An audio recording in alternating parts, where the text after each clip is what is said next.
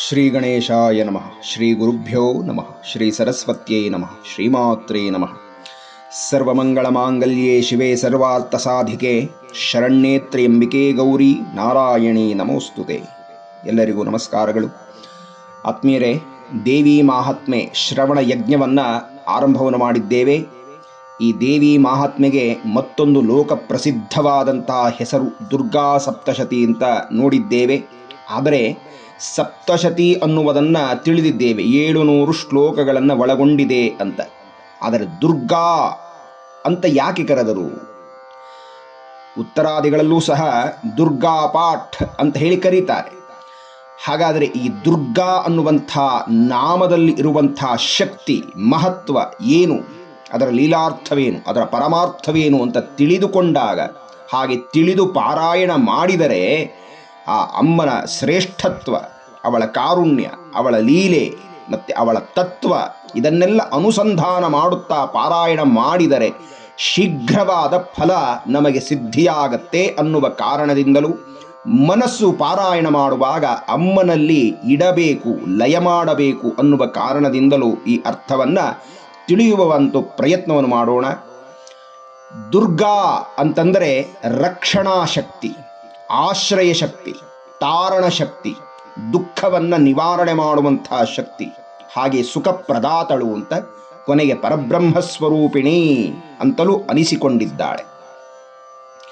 ಈ ದೇವಿ ಮಹಾತ್ಮೆಯಲ್ಲೇ ಮುಂದೆ ಜಗನ್ಮಾತೆಯೇ ತನ್ನ ಬಗ್ಗೆ ಹೇಳಿಕೊಳ್ಳುತ್ತಾಳೆ, ನಾನು ದುರ್ಗಮ ಎನ್ನುವ ರಾಕ್ಷಸನನ್ನು ಸಂಹಾರ ಮಾಡಿದ ಕಾರಣ ನನಗೆ ದುರ್ಗಾ ಅಂತ ಹೇಳಿ ಕರೀತಾರೆ ಅಂತ. ತತ್ರೈವ ಚ ವಧಿಷ್ಯಾಮಿ ದುರ್ಗಮಾಖ್ಯಾಂ ಮಹಾಸುರಾಂ ದುರ್ಗಾ ದೇವೀತಿ ವಿಖ್ಯಾತಂ ತನ್ಮೇ ನಾಮ ಭವಿಷ್ಯಸಿ ಅಂತ ಹೇಳಿದ್ದಾಳೆ.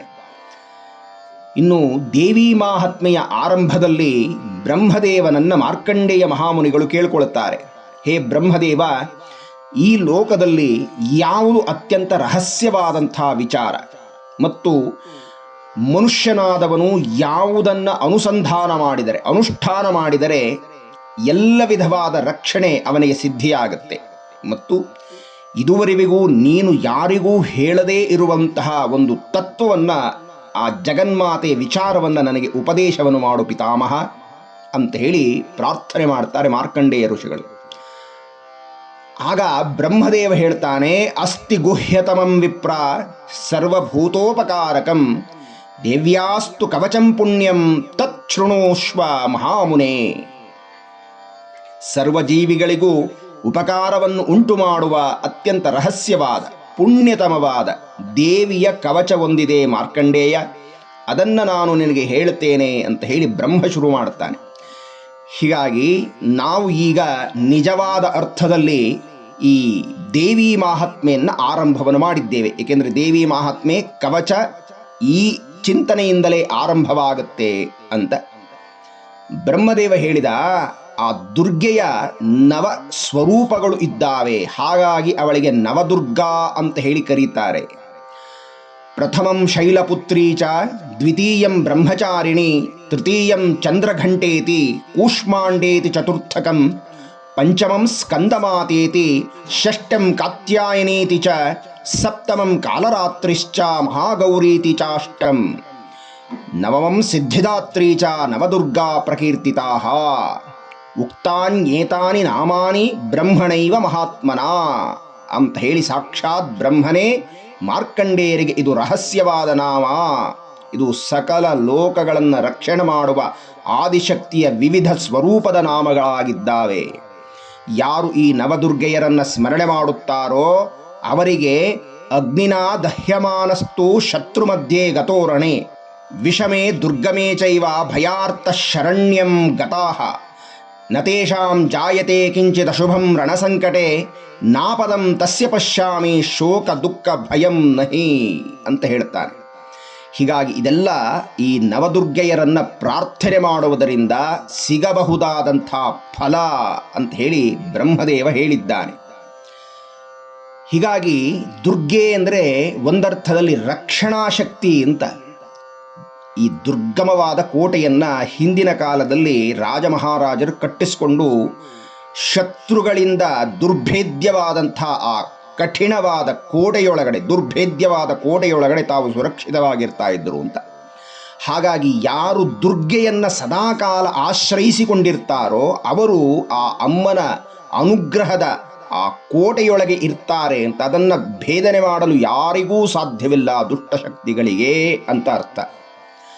ಇನ್ನು ದೇವತೆಗಳು ಅಮ್ಮನನ್ನು ಪ್ರಾರ್ಥನೆ ಮಾಡುತ್ತಾ ಸರ್ವಸ್ವರೂಪೇ ಸರ್ವೇಶಿ ಸರ್ವಶಕ್ತಿ ಸಮನ್ವಿತೆ ಭಯೇಭ್ಯ ತ್ರಾಯಿನೋ ದೇವಿ ದುರ್ಗಾದೇವಿ ನಮೋಸ್ತುತೆ. ಮತ್ತೊಂದು ಕಡೆ ತಾರಿತಾ ರಿಪುಸಂಕಟೇ ದೇವಾ ಶಕ್ರಾದಯೋ ಏನತೇನ ದುರ್ಗಾ ಪ್ರಕೀರ್ತಿತಾ. ಶತ್ರುಗಳ ಬಾಧೆಯನ್ನು ಹೋಗಲಾಡಿಸಿದಂತಹ ಜಗನ್ಮಾತೆಗೆ ದುರ್ಗಾ ಅಂತ ಹೇಳಿ ಕರೀತಾರೆ ಅಂತ. ನಾವು ಯಾವಾಗಲೂ ಅಷ್ಟೇ ಹೊರಗಿನ ಶತ್ರುಗಳ ಬಗ್ಗೆಯೇ ಯೋಚನೆ ಮಾಡುತ್ತೇವೆ. ಯಾವತ್ತೂ ಅಷ್ಟೇ ಹೊರಗಿನ ಶತ್ರುಗಳು ದೊಡ್ಡ ಶತ್ರುಗಳಲ್ಲ. ಹಾಗಾದರೆ ದೊಡ್ಡ ಶತ್ರುಗಳು ಯಾರಪ್ಪ ಅಂತಂದರೆ ನಮ್ಮನ್ನು ಪೀಡಿಸುವಂಥ ನಮ್ಮ ದುರ್ಗುಣಗಳೇ ನಮ್ಮ ಕೆಟ್ಟ ಶತ್ರುಗಳು ಅಂತ, ಮಹಾಶತ್ರುಗಳು. ಅದೇ ಅರಿಷಡ್ವರ್ಗ, ಹಾಗೆ ಮಮಕಾರ, ಅಹಂಕಾರ, ಅಜ್ಞಾನದ ಮೂಲ, ಇದೆಲ್ಲ ಮಹಾ ದುರ್ಗುಣಗಳು. ಜಗನ್ಮಾತೆಯನ್ನು ನಾವು ಪ್ರಾರ್ಥನೆ ಮಾಡಬೇಕು, ಅಮ್ಮ ಈ ಶತ್ರುಗಳಾಗಿರಬಹುದಾದ ದುರ್ಗುಣಗಳನ್ನು ನಾಶ ಮಾಡಿ ದುರ್ಗೆ ನೀನು ನನ್ನ ಹೃದಯ ಮಂದಿರದಲ್ಲಿ ವಾಸ ಮಾಡು ತಾಯಿ ಜ್ಯೋತಿಸ್ವರೂಪಳಾಗಿ ಅಂತ ಪ್ರಾರ್ಥನೆ ಮಾಡಬೇಕು ಅಂತ. ಇನ್ನು ಮತ್ತೊಂದು ದೃಷ್ಟಿಯಲ್ಲಿ ಶಾಸ್ತ್ರಕಾರರು ಹೀಗೆ ಹೇಳ್ತಾರೆ, 12 ರೀತಿಯ ದುಹುಗಳಿದ್ದಾವೆ ಅಂತ. ದುಹುಗಳು ಅಂತಂದರೆ ಮಹಾ ಕಷ್ಟ ಅಂತ, ಸಹಿಸಲು ಸಾಧ್ಯವೇ ಇಲ್ಲದೆ ಇರತಕ್ಕಂಥದ್ದು ಅಂತ. ಇದನ್ನು ನಿವಾರಣೆ ಮಾಡುವವಳನ್ನು ದುರ್ಗಾ ಅಂತ ಹೇಳಿ ಕರೀತಾರೆ.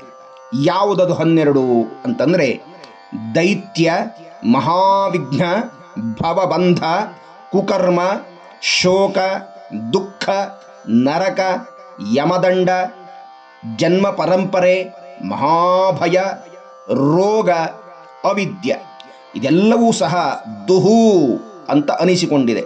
ಇದು ಸಹಿಸಲು ಸಾಧ್ಯವಾಗದೇ ಇರುವಂಥದ್ದು ಅಂತ. ಇನ್ನು ಖ ಅಂತಂದರೆ ಅನುಭವ ಅಂತ.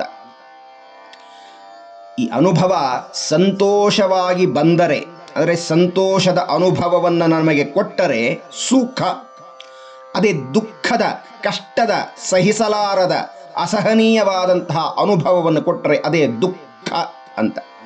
ಹೀಗಾಗಿ ಇಂತಹ ದುಹುಗಳನ್ನು ಖಂಡಿಸುವವಳು, ನಾಶ ಮಾಡುವವಳು ದುರ್ಗೆ ಅನ್ನುವ ವಿವರಣೆಯನ್ನು ಶಾಸ್ತ್ರಜ್ಞರು ಹೇಳಿದ್ದಾರೆ. ಇನ್ನು ಇದೇ ದೇವಿ ಮಹಾತ್ಮೆಯಲ್ಲಿ ಜಗನ್ಮಾತೆ ಹೇಗೆ ಆರ್ದ್ರಚಿತ್ತಳಾಗಿದ್ದಾಳೆ, ದಯಾರ್ದ್ರಳಾಗಿದ್ದಾಳೆ, ಕರುಣಾಮಯಿಯಾಗಿದ್ದಾಳೆ ಅಂತ ದೇವತೆಗಳು ಅಮ್ಮನನ್ನು ಪ್ರಾರ್ಥನೆ ಮಾಡುತ್ತಾರೆ. ದುರ್ಗೆ ಸ್ಮೃತಾ ಹರಸಿ ಭೀತಂ ಅಶೇಷ ಜಂತೋಹೋ ಸ್ವಸ್ಥೈ ಸ್ಮೃತಾ ಮತಿಂ ಅತೀವ ಶುಭಾಂ ದದಾಸಿ ದಾರಿದ್ರ್ಯ ದುಃಖ ಭಯಹಾರಿಣೀಕಾ ತ್ವದನ್ಯ ಸರ್ವೋಪಕಾರಕರಣಾಯ ಸದಾ ಆರ್ದ್ರಚಿತ್ತ. ಹೇ ದುರ್ಗಾಮಾತೆ, ನಿನ್ನನ್ನು ಸ್ಮರಣೆ ಮಾಡಿದಂಥ ಎಲ್ಲ ಜೀವಿಗಳು ಭಯದಿಂದ ಹೊರಗಾಗ್ತಾರೆ, ಅವರು ಸುಖವನ್ನೇ ಅನುಭವಿಸ್ತಾರೆ. ನಿನ್ನನ್ನು ಸ್ಮರಿಸಿದ ಆ ಕ್ಷಣದಲ್ಲಿಯೇ ಅವರಿಗೆ ಶುಭ ಬುದ್ಧಿಯನ್ನು ನೀನು ಕೊಡ್ತೀಯ, ದಾರಿದ್ರ್ಯ ದುಃಖ ಭಯಗಳನ್ನು ಹೋಗಲಾಡಿಸ್ತೀಯ. ಅಮ್ಮ, ನೀನಲ್ಲದೆ ಮತ್ಯಾರಿದ್ದಾರಮ್ಮ ಸಕಲ ಪ್ರಾಣಿಗಳಿಗೋಸ್ಕರವಾಗಿ ಉಪಕಾರವನ್ನು ಸದಾಕಾಲ ದಯಾಪೂರಿತವಾದ ಚಿತ್ತವನ್ನು ಹೊಂದಿದಂತಹ ಮಾತೃಸ್ವರೂಪಳು ಅಂತ ಹೇಳಿ ಆ ದುರ್ಗೆಯನ್ನು ಪ್ರಾರ್ಥನೆ ಮಾಡ್ತಾರೆ. ಅಂದರೆ ಮತ್ತೆ ಮತ್ತೆ ಈ ದೇವಿ ಮಹಾತ್ಮೆಯಲ್ಲಿ ದುರ್ಗಾ ಅನ್ನುವಂಥ ನಾಮವೇ ಮತ್ತೆ ಮತ್ತೆ ಮರುಕಳಿಸುತ್ತೆ ಅಂತ. ಹಾಗಾಗಿ ಮತ್ತೊಂದು ಕಡೆಯಲ್ಲಿ ದುರ್ಗಾಯೈ ದುರ್ಗಪರಾಯೈ ಸಾರಾಯೈ ಸರ್ವಕಾರಿಣ್ಯೈ ಖ್ಯಾತ್ಯೈ ತಥೈವ ಕೃಷ್ಣಾಯೈ ಧೂಮ್ರಾಯೈ ಸತತಂ ನಮಃ ಅಂತ ಹೇಳಿ ಮತ್ತೊಂದು ಕಡೆಯಲ್ಲಿ ಸರ್ವಕ್ಕೂ ಕಾರಣಳಾಗಿರಬಹುದಾದಂಥ ಕೃಷ್ಣವರ್ಣದವಳು ಧೂಮ್ರವರ್ಣದವಳು ಆದಂಥ ಜಗನ್ಮಾತೆಗೆ ನಾವು ನಮಿಸುತ್ತಿದ್ದೇವೆ ಅಂತ ದೇವತೆಗಳು ಪ್ರಾರ್ಥನೆ ಮಾಡ್ತಾರೆ. ಇದೆಲ್ಲ ವೇದ ವೇದಾಂತಗಳ ಪರವಾದಂಥ ಅರ್ಥವನ್ನು ಹೇಳ್ತಾ ಇದೆ ಅಂತ. ಇನ್ನು ಮತ್ತೊಂದು ಚಿಂತನೆ, ಈ ದುರ್ಗೆ ಅನ್ನುವಂಥವಳು ಲಕ್ಷ್ಮಿಯೋ ಸರಸ್ವತಿಯೋ ಪಾರ್ವತಿಯೋ ಅನ್ನುವುದು ಪ್ರಶ್ನೆ. ಅಥವಾ ಈ ದೇವಿ ಮಹಾತ್ಮೆಯಲ್ಲಿ ಹೇಳಿದಂತೆ ಈ ದುರ್ಗೆ ಮಹಾಕಾಳಿಯೋ ಅಥವಾ ಮಹಾಲಕ್ಷ್ಮಿಯೋ ಅಥವಾ ಮಹಾಸರಸ್ವತಿಯೋ ಅನ್ನುವುದು ಪ್ರಶ್ನೆ.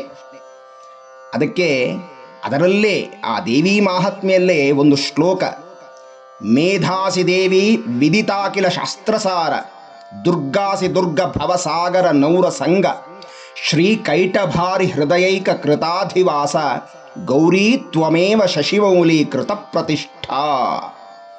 ಹೇ ದೇವಿ ದುರ್ಗೆ, ಯಾವುದರಿಂದ ಸಕಲ ಶಾಸ್ತ್ರಗಳ ಸಾರವನ್ನು ತಿಳಿಯಬಹುದೋ ಆ ಮೇಧಾಶಕ್ತಿ ಸ್ವರೂಪಳಾದಂಥ ಸರಸ್ವತಿ ನೀನೆ. ದುರ್ಗಮವಾದ ಭವಸಾಗರವನ್ನು ದಾಟಲು ನೌಕೆಯಂತಿರುವ ದುರ್ಗಾ ಸ್ವರೂಪಳು ನೀನೆ. ಮಧುಕೈಠಬರನ್ನು ಸಂಹರಿಸಿದಂಥ ಮಹಾವಿಷ್ಣುವಿನ ಹೃದಯ ನಿವಾಸಿಯಾದ ಲಕ್ಷ್ಮಿಯೂ ನೀನೆ. ಶಶಿಯನ್ನ ಶಿರದಲ್ಲಿ ಮುಡಿದುಕೊಂಡಿರಬಹುದಾದ ಚಂದ್ರಮೌಳಿಯ ಅರ್ಧಾಂಗಿಯೂ ನೀನೆ. ಹೀಗಾಗಿ ಲಕ್ಷ್ಮಿ, ಪಾರ್ವತಿ, ಸರಸ್ವತಿ ಇವರ ಮೂರು ಸ್ವರೂಪದಲ್ಲೂ ಇದ್ದಾಳೆ. ಈ ಮೂರೂ ಸ್ವರೂಪಕ್ಕೂ ಅತೀತಳಾದ ಪರಬ್ರಹ್ಮ ಸ್ವರೂಪಳಾಗಿದ್ದಾಳೆ ಅಂತ. ಮತ್ತೆ ನೋಡಿ, ಇಲ್ಲಿ ಪ್ರಾರ್ಥನೆ ಮಾಡುವಾಗ ದುರ್ಗಾ ಭವಸಾಗರ ನೌರಸಂಗ ಅಂತ ಹೇಳಿದ್ದಾರೆ. ಇದೇ ಅರ್ಥವನ್ನು ಬರುವಂತೆ ತಾಂ ದುರ್ಗಾಂ ದುರ್ಗಮಾಂ ದೇವೀಂ ದುರಾಚಾರ ವಿಘಾತಿನೀಂ ನಮಾಮಿ ಭವಭೀತೋಹಂ ಸಂಸಾರಾರಣವತಾರಿಣೀಂ. ಈ ದುರ್ಗ ಯಾರಪ್ಪ, ಅವಳು ಏನು ಮಾಡ್ತಾಳಯ್ಯ ಭಕ್ತರಿಗೆ ಅಂತಂದರೆ ಸಂಸಾರ ಭಯದಿಂದ ತಾರಿಸುತ್ತಾಳೆ. ಹೇಗೆ ತಾರಿಸ್ತಾಳೆ ಅಂದರೆ, ದುರ್ಗಾಂ ದೇವಿಗಂ ಶರಣಮಹಂ ಪ್ರಪದ್ಯೆ ಸುತರಸಿತರಸೇ ನಮಃ. ಸುತರಸಿತರಸೆ ಸಂಪೂರ್ಣವಾಗಿ ತಾರಿಸಿಬಿಡ್ತಾಳಂತೆ. ಹೇಗೆ ತಾರಿಸ್ತಾಳೆ ಅಂದರೆ, ಮತ್ತೆ ಜನ್ಮ ಪರಂಪರೆಗಳಿಗೆ ಬರದಂತೆ, ಸಂಸಾರದ ಕೂಪಕ್ಕೆ ಬೀಳದಂತೆ ತನ್ನಲ್ಲೇ ಲಯ ಮಾಡಿಕೊಂಡು ಬಿಡುತ್ತಾಳೆ. ಆ ರೀತಿಯಾಗಿ ರಕ್ಷಣೆ ಕೊಡ್ತಾಳೆ ಜಗನ್ಮಾತೆ ಅಂತ. ಇದನ್ನೇ ರುದ್ರಾಧ್ಯಾಯದಲ್ಲಿ ನಮಪ್ರತರಣಾಯ ಚ ಉತ್ತರಣಾಯ ಚ ಅಂತ ಹೇಳಿದ್ದಾರೆ. ಹೀಗಾಗಿ ಶಿವತತ್ವಕ್ಕಾಗಲಿ ದುರ್ಗಾ ತತ್ವಕ್ಕಾಗಲಿ ಭೇದವಿಲ್ಲ, ಶಿವಶಕ್ತಿಗಳು ಒಂದೇ ಅಂತ. ಇನ್ನು ದೇವಿ ಅಥರ್ವ ಶೀರ್ಷದಲ್ಲಿ ಹೀಗೆ ಹೇಳ್ತಾರೆ, ಯಸ್ಯಾಹ ಪರತರಂ ನಾಸ್ತಿ ಶೈಷಾ ದುರ್ಗಾ ಪ್ರಕೀರ್ತಿತ. ಯಾರಿಗೆ ಮಿಂಚಿದ ಪರತತ್ವ ಮತ್ತೊಂದು ಇಲ್ಲವೋ ಅವಳೇ ದುರ್ಗಾ ಅನಿಸಿಕೊಂಡಿದ್ದಾಳೆ ಅಂತ. ಇಂತಹ ದುರ್ಗಾ ವೇದಾಂತಗಳಲ್ಲಿ ಪ್ರತಿಪಾದ್ಯಳಾದಂಥ ದುರ್ಗಾ ಕರ್ಮಕಾಂಡದಲ್ಲಿ ಯಾಗ ಯಜ್ಞ ಅನೇಕ ವ್ರತಗಳ ಸ್ವರೂಪದಲ್ಲಿ ತಾನೇ ಪೂಜೆಯನ್ನು ಕೈಗೊಳ್ಳುತ್ತಾಳೆ. ಹಾಗೆ ವೇದಾಂತದ ಚಿಂತನೆಯಲ್ಲಿ ಜ್ಞಾನಕಾಂಡದಲ್ಲಿ ಅವಳೇ ಪರಬ್ರಹ್ಮ ಸ್ವರೂಪಿಣಿ, ಆತ್ಮದ ಸ್ವರೂಪಿಣಿ ಅಂತ ಅನಿಸಿಕೊಂಡಿದ್ದಾಳೆ ಅಂತ. ಹೀಗಾಗಿ ಯಾರಾದರೂ ಯಜ್ಞವನ್ನು ಮಾಡಿದರೆ ಆ ಯಜ್ಞದಲ್ಲಿ ಜ್ವಲಿಸುತ್ತಿರುವಂಥ ಯಜ್ಞಾಗ್ನಿ ಯಾರು ಅಂದರೆ ಆ ದುರ್ಗೆಯೇ ಯಜ್ಞಾಗ್ನಿ ಅಂತ ತಿಳಿಯಬೇಕು ಅಂತ. ತಾಂ ಅಗ್ನಿವರ್ಣ ತಪಸಾ ಜ್ವಲಂತೀಂ ಕರ್ಮ ಫಲೇಶು ಜುಷ್ಟಾಂ ಅಂತ ಹೇಳ್ತಾರೆ. ಅವಳೇ ಜಾತ ವೇದಳಾಗಿದ್ದಾಳೆ ಅಂತ, ಅಗ್ನಿಸ್ವರೂಪಳು ಅಂತ. ಹೀಗಾಗಿ ನಾವು ಮಾಡಬಹುದಾದಂತಹ ಯಾವುದೇ ಪೂಜಾ ಕಾರ್ಯಗಳಲ್ಲಿ ಅತ್ಯಂತ ಪ್ರಧಾನವಾದ ಅಗ್ನಿ ಜ್ಯೋತಿ ಅದು ಇರಲೇಬೇಕು. ಅದಿದ್ದರೇನೆ ಯಾವುದೇ ಪೂಜೆಯಾಗಲಿ ಯಾಗ ಯಜ್ಞಾದಿಗಳಾಗಲಿ ಸಂಪನ್ನವಾಗಲಿಕ್ಕೆ ಸಾಧ್ಯ. ಹೀಗಾಗಲಿ ಶಾಕ್ತೇಯ ಪಂಥವನ್ನು ಯಾರೂ ನಿರಾಕರಣೆ ಮಾಡುವಂತಿಲ್ಲ. ಏಕೆಂದರೆ ಶಾಕ್ತೇಯ ಪಂಥ ಎಲ್ಲರಿಗೂ ಬೇಕಾಗಿರುವಂಥದ್ದು. ಶಕ್ತಿ ಯಾರಿಗೆ ಬೇಡ? ಹಾಗಾಗಿ ಆ ಶಕ್ತಿಯೇ ಎಲ್ಲರಿಗೂ ಮೂಲವಾಗಿರುವಂಥದ್ದು. ಆ ಮೂಲ ಯಾರಯ್ಯ ಅಂದರೆ ದುರ್ಗೆ, ಎಲ್ಲ ವಿಧವಾದ ಶಕ್ತಿಯನ್ನು ಪ್ರದಾನ ಮಾಡುವವಳು ಅಂತ. ನಾರಾಯಣನಲ್ಲಿ ಲಕ್ಷ್ಮಿಯಾಗಿದ್ದಾಳೆ, ಶಿವನಲ್ಲಿ ಪಾರ್ವತಿಯಾಗಿದ್ದಾಳೆ, ಬ್ರಹ್ಮನಲ್ಲಿ ಸರಸ್ವತಿಯಾಗಿದ್ದಾಳೆ. ಹೀಗಾಗಿ ಎಲ್ಲ ದೇವತೆಗಳಲ್ಲಿ ಅವರವರ ಶಕ್ತಿಯಾಗಿ ಇರುವವಳು ಆ ದುರ್ಗಾ ಸ್ವರೂಪಳಾದ ಪರಬ್ರಹ್ಮ ಸ್ವರೂಪಿಣಿ ಅನ್ನುವುದನ್ನು ತಿಳಿಯುತ್ತಾ, ಇಂತಹ ಆ ದುರ್ಗೆಯೇ, ಆ ಪರಬ್ರಹ್ಮ ಸ್ವರೂಪಿಣಿಯೇ ಇಡೀ ದೇವಿ ಮಾಹಾತ್ಮೆಯಲ್ಲಿ ವ್ಯಾಪಿಸಿದ್ದಾಳೆ ತನ್ನ ಅನೇಕ ಸ್ವರೂಪಗಳಿಂದ. ಇಂತಹ ಅನೇಕ ರೂಪದಲ್ಲಿ ವ್ಯಾಪಿಸಿರಬಹುದಾದಂಥ ಮಹಾಕಾಳಿ, ಮಹಾಲಕ್ಷ್ಮಿ, ಮಹಾಸರಸ್ವತಿ ಸ್ವರೂಪಳಾಗಿರಬಹುದಾದಂಥ ದುರ್ಗಾದೇವಿಯ ಪಾದಾರವಿಂದಕ್ಕೆ ಶಿರಸ ಮನಸ ವಂದಿಸುತ್ತಾ ಇನ್ನು ಮುಂದಿನ ಉಪನ್ಯಾಸದಲ್ಲಿ ಆ ದುರ್ಗಾ ಚಿಂತನೆಯನ್ನು, ದೇವಿ ಮಾಹಾತ್ಮೆಯನ್ನು ಮುಂದುವರೆಸೋಣ ಅಂತ ಹೇಳ್ತಾ ಎಲ್ಲರಿಗೂ ವಂದನೆಗಳು. ನಮಸ್ಕಾರ.